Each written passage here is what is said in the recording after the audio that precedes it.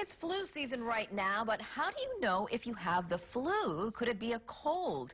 Joining us now, as he does every Thursday, is Dr. Kalani Brady from the John A. Burns School of Medicine to separate the two. Good morning again. Good morning, nice Christine. To see you again. I'm glad we're doing this because I know a lot of people, I often wonder, what exactly is it and what's the difference? So first of all, let's talk about having a cold. Well, let's first of all talk about the fact that every household should have a thermometer.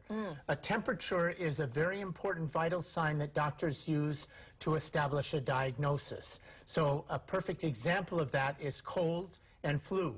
A cold doesn't have a true temperature, a flu does. Okay, so what are some of the facts about colds, aside from, in addition to, not having a temperature? Colds start with a sore throat for 2 to 3 days, followed by a runny nose and sinus congestion and sneezing. During that period, the first 2 to 3 days, the cold is contagious. During that period, you should be avoiding the people that have those symptoms so you don't catch it yourself.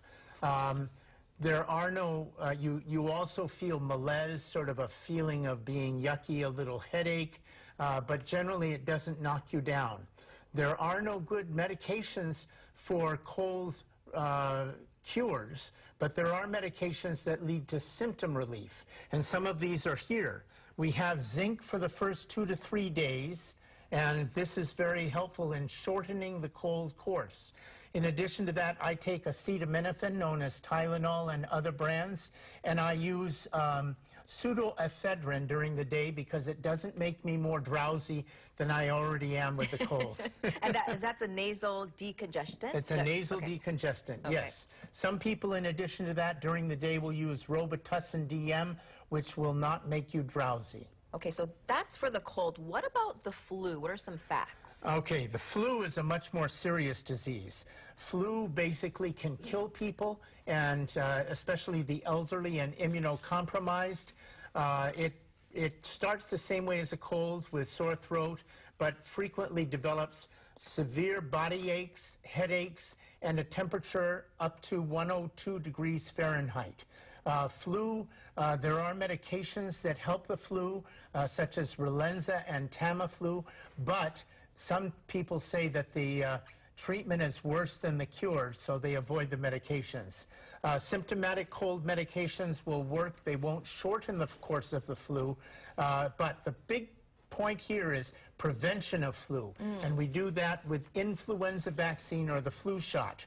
The flu shot basically changes every year because influenza mutates, and therefore you need a shot every year to prevent the flu. And then, as in colds, frequent hand washing and avoidance of sneezers and coughers.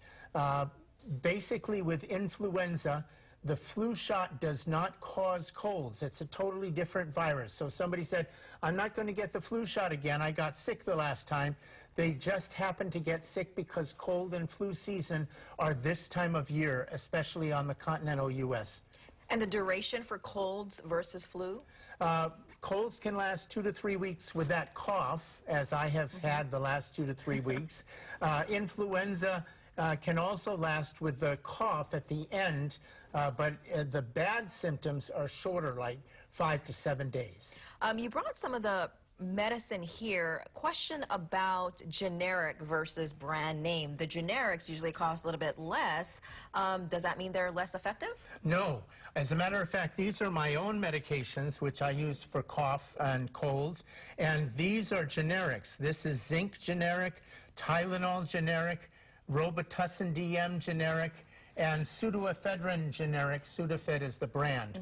And they work just fine for me, and they don't save a little money. They save a lot of money. They do, and they still work. And what I like to do is I just turn around the box and I look at the active ingredients and double check. They have the same ingredients as the brand name. So exactly. When you can save money, why not? Why not? All right. Thanks, Dr. Brady, for being here. Next week, what will we be talking about? Next week will be congestive heart failure. Very common in patients with hypertension and heart disease. All right. Thank you so much for being here. My Have a pleasure. good weekend. You too. Thank you.